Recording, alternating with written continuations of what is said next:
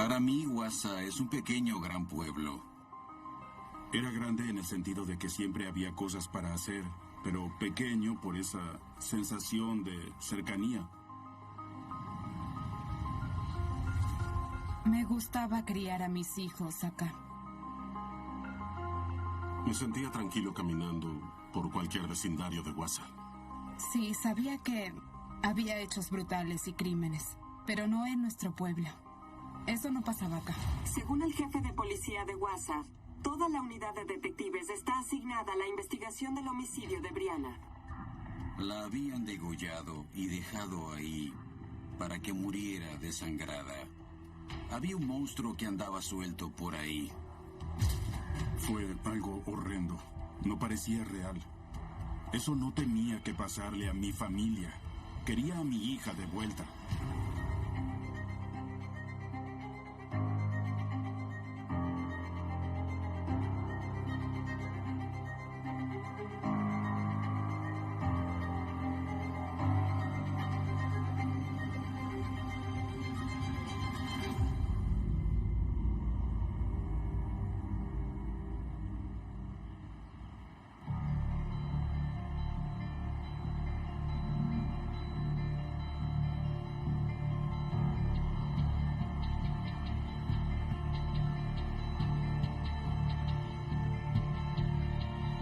Mi hermano y yo trabajábamos en un restaurante mexicano.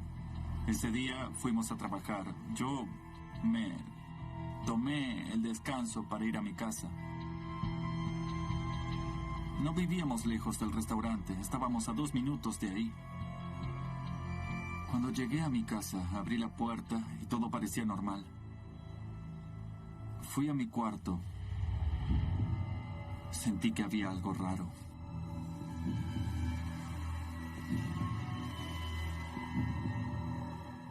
Y luego vi que la puerta de mi hermano estaba abierta.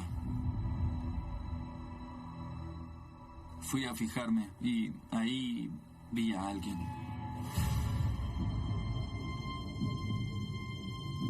Tenía la cara cubierta con una toalla. Había mucha sangre. Vi que era la novia de mi hermano, Brianna. Yo le gritaba, le decía, despierta. Pero nada.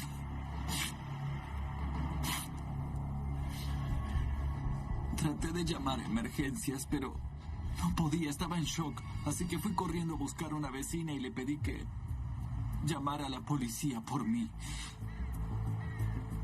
Emergencias del condado de Riverside. ¿Cuál es el problema? Estoy con un vecino en mi casa. ¿Dónde? Avenida 12 Sur. Dice que alguien necesita una ambulancia. Está desesperado. ¿Qué fue lo que pasó? Dice que la novia de su hermano está tirada en el piso y cree que está muerta. ¿Cuál es su nombre, señor? Mi nombre es Hugo. Dígale que se quede con usted. ¿Quiere quedarse acá? No puede ser, la novia de mi hermano. Ok, venga, cálmese. Vendrán lo más rápido posible. Yo estaba en la estación cuando entró la llamada y de ahí me dirigí al complejo de apartamentos. Cuando entra una llamada así, piensas en muchas cosas, tratas de imaginar con qué puedes encontrarte. Cuando llegué al lugar, me dijeron que la joven que vivía en el apartamento era Brianna Schneller. Ella vivía ahí con su novio, Sebastián, y el hermano de él, Hugo. Hugo salió a recibirme, me llevó al apartamento y me mostró el lugar en el que estaba tendida Brianna Schneller muerta.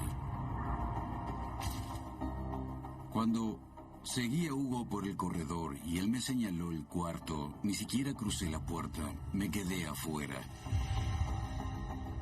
Era muy evidente, por la herida, que estaba muerta. La sangre estaba casi coagulada y en algunas partes ya seca. Ya habían pasado un par de horas de ocurrido el hecho.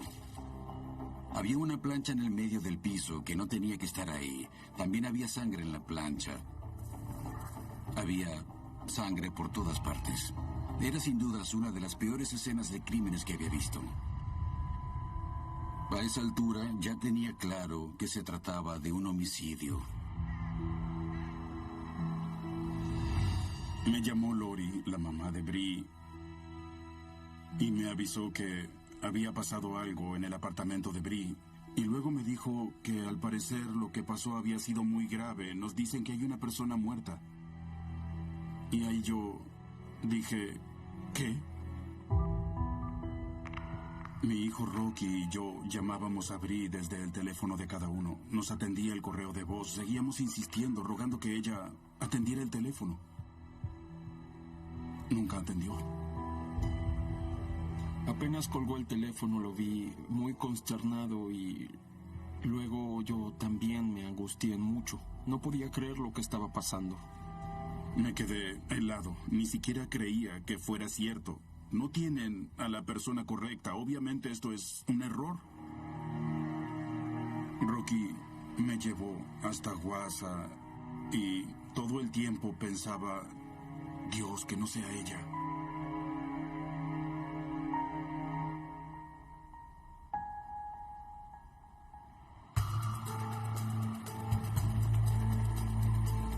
Cuando llegué al lugar ya había personal policial que protegía la escena y procuraba que nadie ingresara al apartamento. Ya empezaban a llegar los medios y se acercaban los vecinos del complejo. Cuando entré al apartamento no había nada fuera de lo común. Tras pasar por la cocina y la sala de estar, el siguiente espacio que se veía por el corredor era el baño.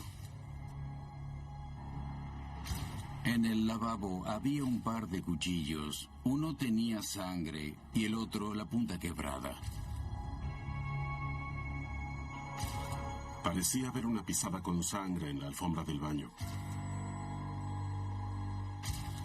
Al final de ese corredor pequeño había 2 cuartos.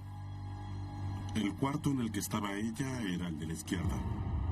Estaba tendida ahí, con visibles heridas graves en el torso, la cara y el cuello. Alguien estaba muy enfadado con ella. Había entrado alguien a robar y Brianna estaba ahí. Era una de las teorías que nos planteábamos. Pero no parecía faltar nada allí. Había dinero diseminado por todo el cuarto de Hugo. Billetes sobre un mueble, en el piso y sobre la cama. Eso me hizo pensar que no había sido un crimen en ocasión de robo, porque dejar esa cantidad de dinero tirada ahí era algo raro, a menos que lo hubiera sorprendido infraganti y no hubiera podido terminar lo que tenía originalmente pensado hacer. Al hablar con Hugo, explicó que eso era normal. Sebastián y él trabajan en un restaurante de camareros y les daban propinas. Él dijo, bueno, no, es que lo saco de mi bolsillo y lo dejo donde sea. No había indicios de que hubieran pateado la puerta o la hubieran dañado para poder ingresar. Como los 2 jóvenes vivían con la muchacha en el mismo apartamento, Sebastián y Hugo enseguida pasaron a ser sospechosos. Lo más lógico en ese momento era preguntarse, ¿fue un crimen pasional? ¿Hubo un problema entre ella y su novio? ¿Fue Sebastián el responsable del hecho?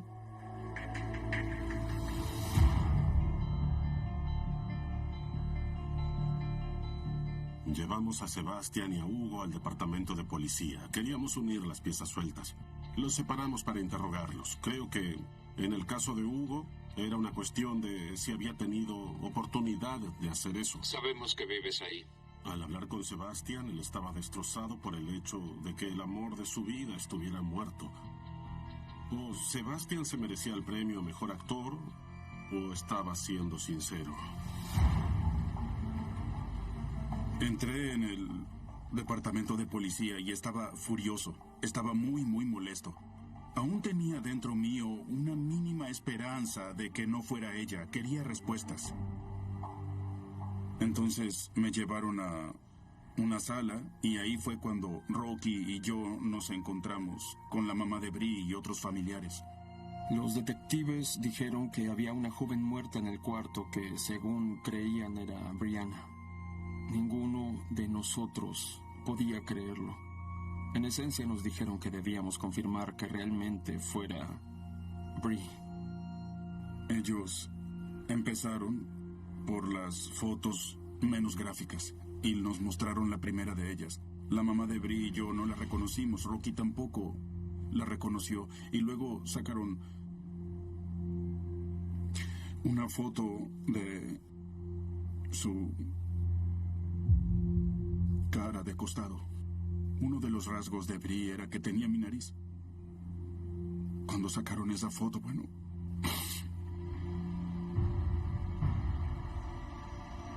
supe que era ella.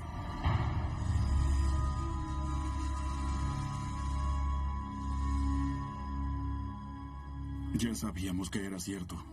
Y me puse muy furioso. ¡Déjeme! ¿Quién podía hacerle eso a una persona que no tenía un solo enemigo? Tenía que salir de ahí. Un agente me llevó por el corredor y al final del corredor vi al novio y prometido de Bree en una sala. ¿Era él el responsable de lo que le había pasado a Bree? Y de pronto caí en la cuenta. Lo detuvieron y lo están investigando como sospechoso. Vi a Sebastian y la cara que me puso al mirarme. ¿Él le había hecho esto a mi hijita? Brianna Schneller, de 18 años, alumna de último año de la secundaria DC Everest, apareció muerta esta mañana, víctima de un brutal crimen.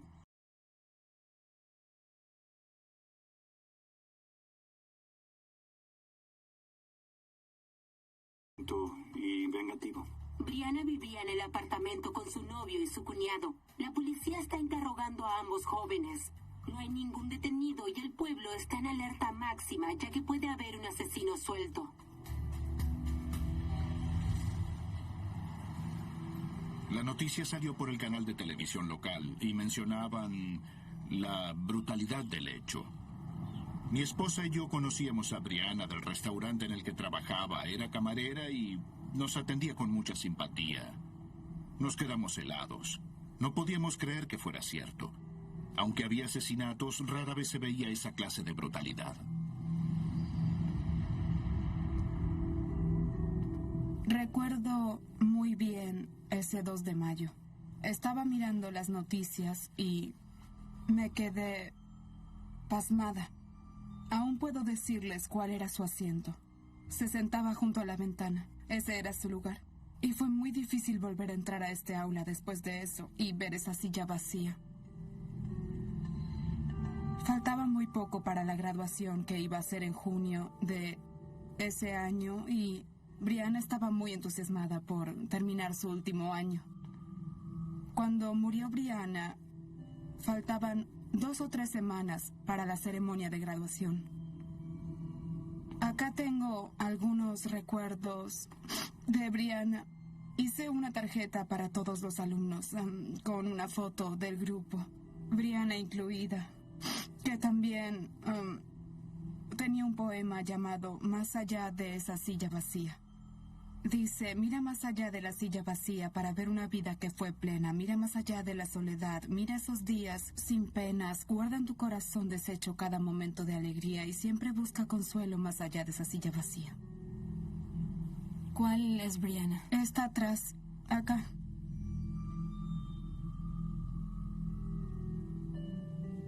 Una de las tareas que les doy a mis alumnos es pensar y anotar las 50 metas de su vida.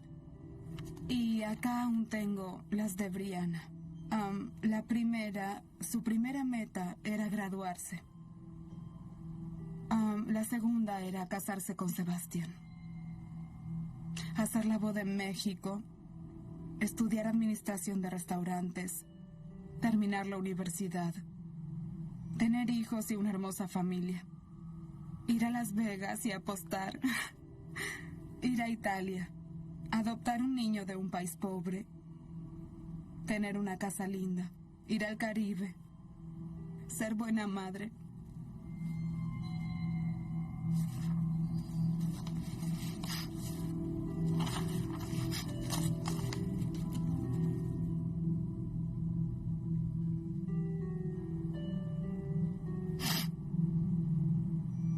Diré que fue uno de los momentos más duros de mi carrera como docente.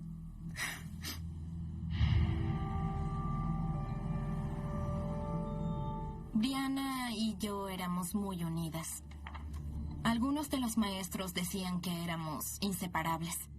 Ella, sin dudas, fue mi salvación en la secundaria. Yo tenía miedo de que pudiera haber sido su novio, pero sabía lo mucho que la quería.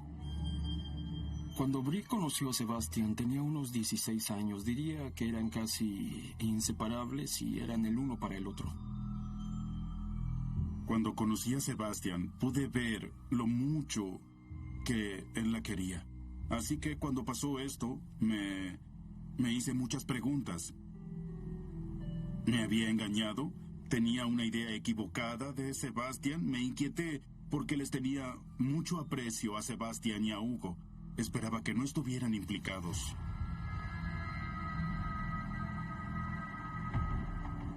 Yo presencié la autopsia de Brianna y traté de contar la cantidad de heridas que tenía.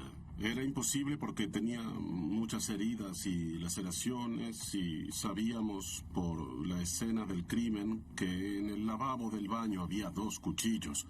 La otra mitad de ese cuchillo se extrajo de la cara de Brianna Schneller durante la autopsia.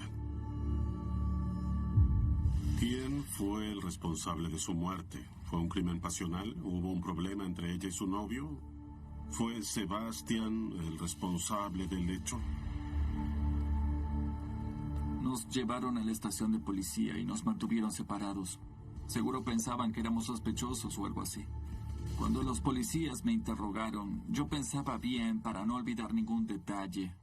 Cuando alguien te hace la misma pregunta una y otra vez, empiezas a dudar de ti mismo.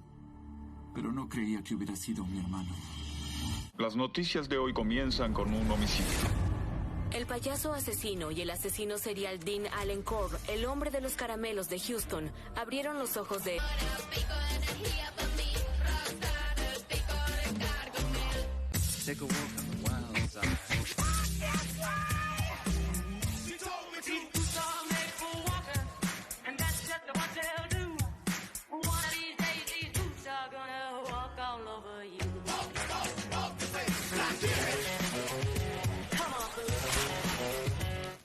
¿Quién hace eso? ¿Qué clase de persona?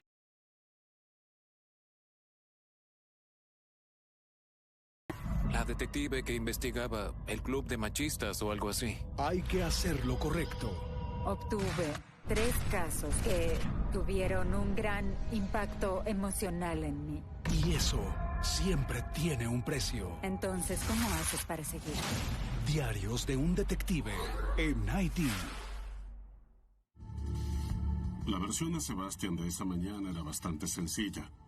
Según él, se había despertado a las 9:15, 9:20 de la mañana. Tenía que estar en el trabajo cerca de las 10. Tomó una ducha, estuvo charlando un rato con Brianna. Vio que ya era hora de irse, despertó a su hermano y le dijo que tenían que ir a trabajar.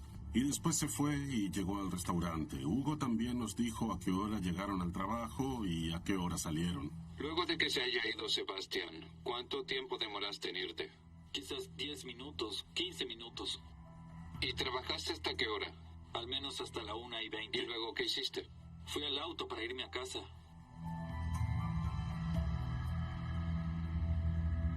Es importante corroborar todas las coartadas, y en este caso era bastante simple porque el restaurante en el que trabajaban estaba a solo unos kilómetros.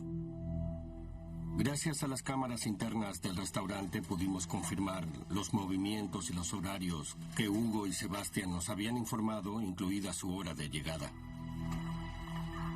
Eso no los desligaba del todo. Son las pruebas las que desligan a alguien o lo incriminan. Tanto Hugo como Sebastián nos dieron la ropa que habían usado ese día, además de una muestra de ADN para poder cotejar todo con las pruebas. Por favor, ¿puedes abrir la boca? Tengo que pasarte esto por acá. Cuando nos preguntaban si era posible que Hugo o Sebastián hubieran matado a Brianna antes de irse al trabajo, sí, era una posibilidad que considerábamos. ¿Dónde está mi hermano? En la sala de al lado. Teníamos 2 tipos que sin dudas eran sospechosos porque la conocían y vivían con ella. ¿Crees que tu hermano tuvo algo que ver con esto? No, él se fue antes que yo. Bien, la verdad, no quiero ofender a nadie con esto, pero ¿acaso sentías algo por ella o alguna vez tuviste una relación con ella? No. Ok. No, señor. ¿Y ella alguna vez quiso tener una relación contigo? No, nunca. Yo la veía como una hermana y ella me veía como un hermano. ¿Ambos habían llegado al trabajo poco después de las 10? Sí. También sabíamos a qué hora había salido Hugo, que luego llegó y encontró a Brianna. Pero nadie podía decirme que esa mañana ella había muerto a las 10:45 y no a las 9:45. Ellos eran hermanos, así que estaban diciendo la verdad, estaban mintiendo. Los dos podían estar implicados.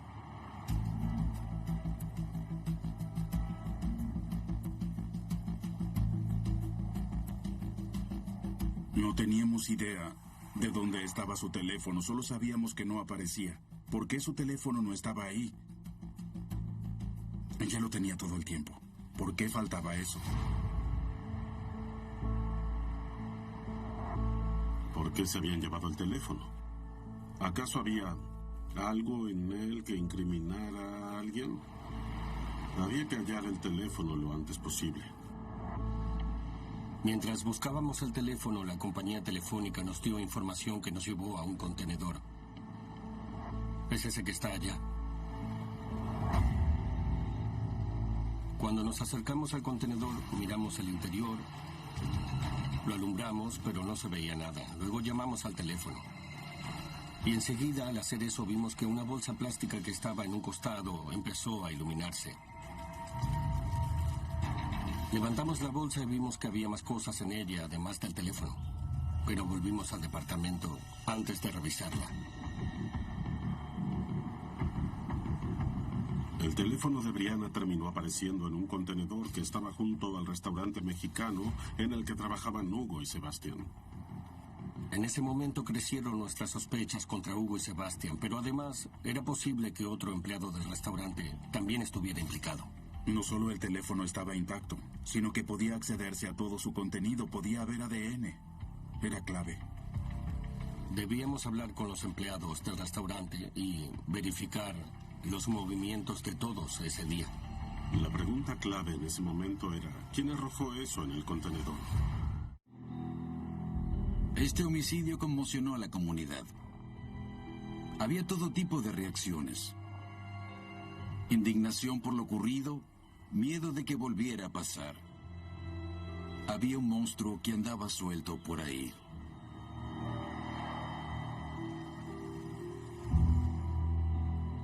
Era muy confuso. Los alumnos estaban angustiados y venían a hablar conmigo y yo trataba de decirles que todo estaría bien, pero no sabían cómo llevar la situación.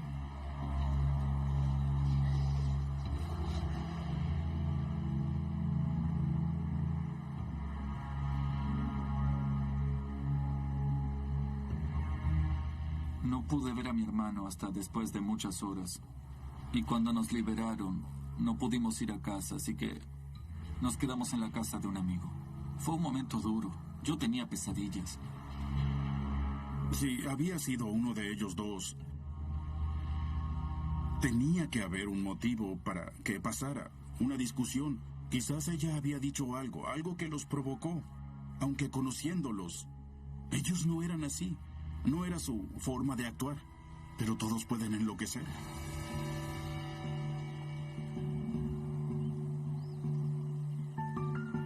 Lo que hallamos aparte del teléfono sugería que podía haber otro motivo para matarla. Dentro de una bolsa plástica del que creíamos que era el restaurante mexicano en el que trabajaban Hugo y Sebastián, hallamos el celular de Brianna Schneller. 2 guantes de lana de pares distintos y también varias bragas que, según creíamos, pertenecían a la víctima.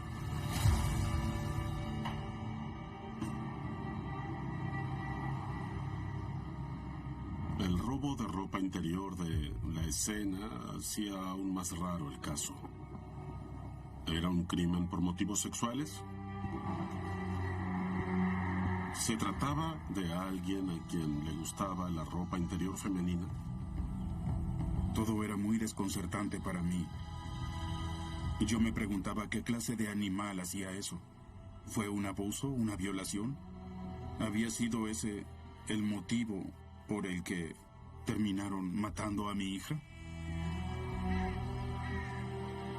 Para mí, había sido alguien obsesionado con ella y que quería robarle prendas íntimas para sentirse más cerca de ella. Era repugnante, y saber que ese podía haber sido el motivo por el que le habían arrebatado la vida me horrorizaba. Tratábamos de determinar cómo encajaban todos esos elementos de prueba en el caso. Teníamos un teléfono robado de la escena, dentro de una bolsa en un contenedor con ropa interior y 2 guantes distintos. La verdad, unir todas esas piezas y saber qué había pasado era imposible. Pero nos decíamos, oigan, tenemos más pistas para avanzar porque sabemos que el asesino tocó todo esto. Y la ventaja de haber hallado esos guantes dentro de la bolsa, que parecían ser parte de las pruebas, que era que el que los había usado creía que no dejaría pruebas en la escena, pero había dejado pruebas dentro de los guantes. Se están pidiendo muestras de ADN por las pruebas halladas acá en un contenedor de un restaurante mexicano de Wausau, a menos de 3 kilómetros de la escena del crimen. Tras hallar las pruebas en el contenedor del restaurante, sin duda Hugo y Sebastián eran los principales sospechosos, pero también eran sospechosos todos los empleados del restaurante, o tal vez podían tener información relativa al homicidio, así que sabíamos que debíamos hablar con todos los que trabajaban ahí. ¿Estaría dispuesto a darnos una muestra de ADN? Claro. Se le está pidiendo una muestra de ADN a cada persona con la que hablan los detectives, que se enviarán al laboratorio forense de Madison para su análisis. Por la escena, sabíamos que parecía haber habido un encuentro bastante violento entre Brianna y el responsable de su muerte, así que a todos los que podían ser sospechosos les pedimos que nos dejaran revisarles el cuerpo, las manos, los brazos, el torso.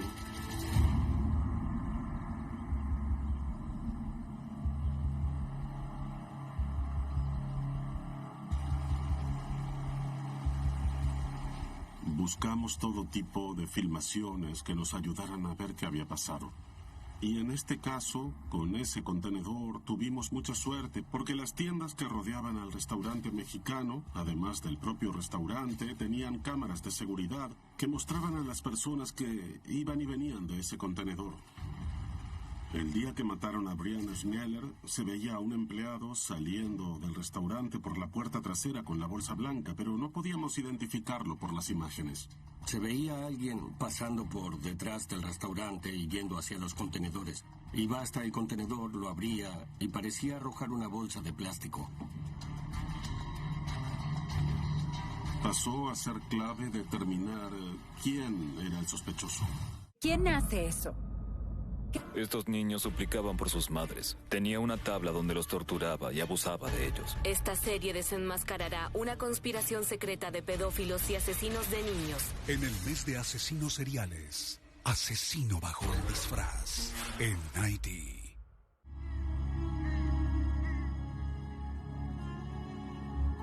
El funeral fue muy duro. Yo estaba ahí, estaba presente y acompañaba todo el proceso. Pero en ese momento solo pensaba en lo que ella sufrió. Y la veía ahí. Fue el día más triste de mi vida. Fue muy conmovedor. Había muchos familiares presentes y muchos amigos. Fue un funeral hermoso, pero fue un día muy triste. Era muy duro verla. Tenía un pañuelo en el cuello para cubrirle la herida. Tenía una blusa de manga larga para que no se vieran las puñaladas. Tenía rasguños y cicatrices en la cara que no podían cubrirse, pero las disimularon con maquillaje. Se le veían las laceraciones en las manos por haber querido tomar el cuchillo para impedir que se lo clavaran. Tal vez uno de los crímenes más brutales que haya ocurrido en esta comunidad.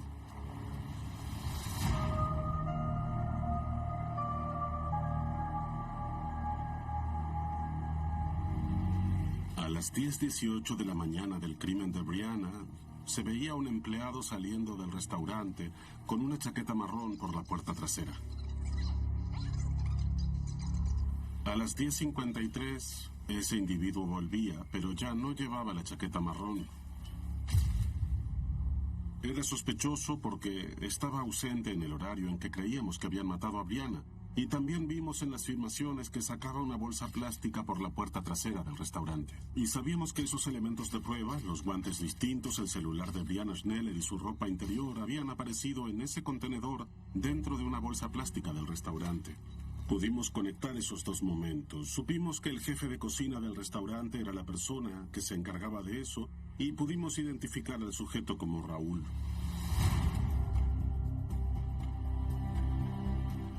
Era conversador, gracioso. A mí me parecía simpático.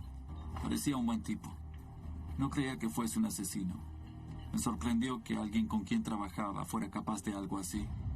Pasó de empleado a sospechoso. ¿Saliste del restaurante ese día? A la mañana. ¿A qué hora? Alrededor de las 10:20. Fui al complejo a buscar a Luciano. ¿Quién es él? Un lavaplatos. Ah, un lavaplatos. ¿Qué complejo? El mismo donde vive Hugo. Oh, ¿el mismo? Sí, él vive ahí. Luciano vive ahí. ¿Cuánto tiempo te toma ir en auto a ese complejo? Unos 10 minutos. ¿Y 10 minutos para volver al restaurante? Sí. ¿Qué pasó el resto de ese día? Pues luego empezamos a trabajar. Cuando Raúl me dio sus horarios, los comparé con los que ya conocíamos. Había un lapso que no tenía explicación. Raúl estimaba que le había tomado 10 minutos ir al complejo y otros 10 para volver. Pero según las grabaciones, se había ausentado cerca de 40 minutos. Eso dejaba más de 20 minutos sin explicación. ¿Es tiempo suficiente para matar a alguien? 20 minutos habrían sido suficientes para que Raúl cometiera ese crimen. El asesino de Brianna también podía estar herido. Raúl nos mostró las manos. Queríamos ver si tenía alguna herida. Tienes unos cortes en las manos. Pequeños. ¿Puedes explicar cómo te los hiciste? Me los hice cuando estaba afilando los cuchillos. ¿Afilando los cuchillos? ¿Y recuerdas qué día fue eso? No, pero creo que fue hace menos de 3 semanas. Hace mucho. ¿Y ese por qué no termina de curarse? No, ese fue grande, fue profundo. Según Raúl, los cortes que le vimos en las manos al momento de hablar con él eran por su trabajo de cocinero. Pero también era posible que algunos de los cortes fueran producto de haber atacado a alguien con un cuchillo. Raúl pasó a ser el principal sospechoso. Sabíamos que mentía, que sus horarios no cuadraban, y por ese motivo pedimos una orden para registrar su vivienda. Revisamos su casa, que era la casa de sus padres, y en la que además vivían sus hermanos. Cuando registramos el cuarto de Raúl, no vimos nada fuera de lo normal, pero al levantar el somier del piso, hallamos 4 prendas íntimas femeninas, además de varios videos pornográficos. Una de las prendas que había en el closet de Raúl era una sudadera marrón con capucha que para nosotros era la misma sudadera que se veía que Raúl tenía puesta al salir del restaurante para ir a buscar a Luciano el día del homicidio de Brianna Schneller. Hallamos un cabello largo cerca de la cintura y lo recogimos como posible prueba. Tenía sentido porque Brianna tenía cabello castaño largo. Al salir del cuarto de Raúl vimos un elemento de prueba clave en el piso. Era el guante que hacía juego con el que habíamos hallado en el contenedor. Ese fue un momento clave para nosotros. Empezábamos a tener una idea muy clara de quién había sido el responsable.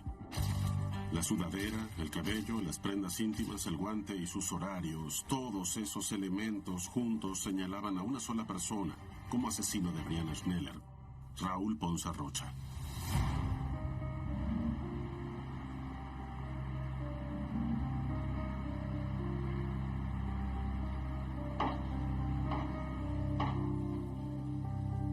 Arrestaron a Raúl Ponce Rocha, de 22 años, en el condado de Dodge, acusado del crimen de Brianna Schneller, pero él se declaró inocente.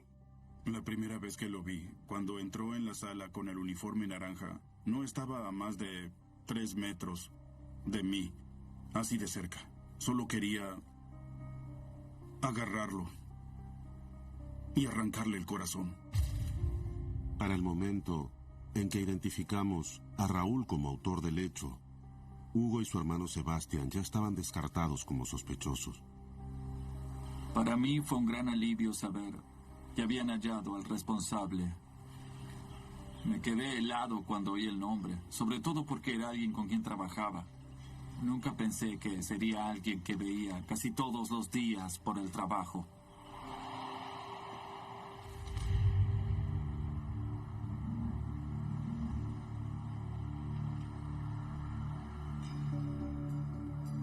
Raúl Ponce Rocha dice que salió del restaurante cerca de las 10:20 de la mañana para ir a buscar a un compañero de trabajo. Ese compañero vivía en el mismo complejo de apartamentos que Brianna. Y luego vio a otro compañero, Sergio, y se bajó a saludarlo. Él le contó al jurado que en efecto vio a Brianna Schneller la mañana de su asesinato. Según Ponce Rocha, él se fue. Sergio y Brianna se quedaron. Cuando me fui del apartamento, ella aún estaba viva. Yo tenía miedo de que le pasara algo a mi familia si le decía algo a la policía. En el juicio, Raúl trató de culpar a otro compañero, Sergio. Él era bueno, trabajador, sociable. Ni siquiera sé si trabajó ese día. No estaba ahí. Aún no podemos confirmar que Ponce Rocha haya cometido el crimen sin ayuda. Lo último que esperábamos era un sospechoso más en el caso. Eso fue una gran sorpresa. Nunca había oído hablar de ese Sergio hasta el momento del juicio. Supimos que Sergio era otro joven que trabajaba en el restaurante con Hugo, Sebastián, Raúl y Luciano, que se había ido poco después del crimen a México y no podíamos hablar con él. No sabíamos si podríamos ubicar a esa persona para refutar esos dichos. Era posible que al jurado le quedara una pizca de duda. Y para que hubiera una condena no debía haber ninguna duda razonable. No queríamos que existiera esa duda. Era imprescindible encontrar a esa persona. Las noticias de hoy comienzan con un homicidio. El payaso asesino y el asesino... Nueva leche fresca reducida en lactosa y empaca ahorro. Leche funcional es La Serenísima. Una para cada necesidad. Cuando me quedo sin nafta, recargo para seguir.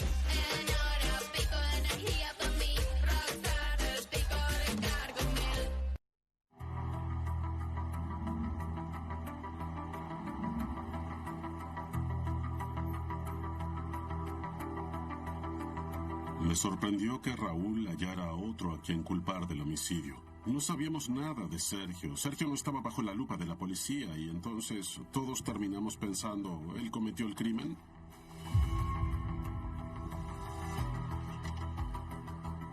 Pudimos contactar a ese joven en México y le explicamos que la defensa del acusado afirmaba que él era el responsable del hecho.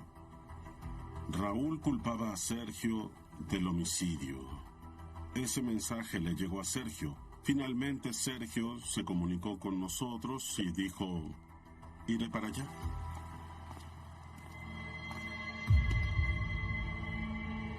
Y para sorpresa y alegría nuestra, vino. Fue un momento triunfal. Raúl debía estar pensando, mierda, ¿ahora qué? Y Sergio subió al estrado y testificó. Eso fue decisivo para el jurado. ¿Vio usted a Brianna Schneller el 2 de mayo de 2009? Sí, nunca la vi. Ya lo oyeron. Se encontró con Raúl Ponce Rocha el 2 de mayo del 2009 en el apartamento de Brianna Schneller. Demuestra seguridad. Había evidencias de que Sergio no estaba en Guasa el día en que mataron a Brianna. Unas semanas antes del homicidio de Brianna Schneller, el papá de Sergio se enfermó y Sergio volvió a México para ocuparse de él. Y quedó claro que no solo decía la verdad, sino que también despejó toda duda sobre su participación. Sergio dio una muestra de ADN y se determinó que no coincidía con ninguna de las pruebas. Se halló ADN de Raúl en el mango de la plancha y en el nudo de la bolsa plástica, y el guante que estaba en la bolsa tenía ADN de Raúl en la muñeca y sangre de Brianna. El cabello castaño largo era de Brianna Schneller. Las pruebas demuestran que el señor Ponce Rocha estuvo ahí a esa hora. Los rastros de ADN confirman eso. Él no tiene forma de explicarlo. Supongo que será pura casualidad que mienta sobre todo lo que lo vincula a él con ese crimen. Un crimen del que no sabe nada. No es casualidad. ¿Por qué digo que es casualidad? Saben que no es casualidad. Es una estrategia. Así como Sergio es una estrategia. Las pruebas que incriminaban a Raúl eran contundentes. Yo no tenía ninguna duda de que era el responsable del crimen de mi hija. Cuando leyeron el veredicto todos contuvimos el aliento. Seguro que a Raúl le pasó lo mismo porque toda su vida dependía de esa decisión. Declaramos al acusado, Raúl Ponce Rocha, culpable de homicidio intencional.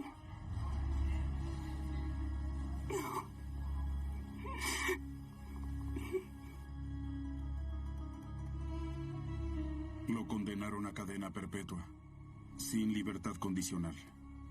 Esa era la pena máxima en el estado de Wisconsin. En ese momento, eso no era suficiente para mí. Logramos resolver el caso gracias a las distintas pistas que tuvimos. Luego de que Raúl vio a Sebastián y a Hugo en el restaurante, se fue del trabajo y se dirigió al apartamento donde sabía que vivían.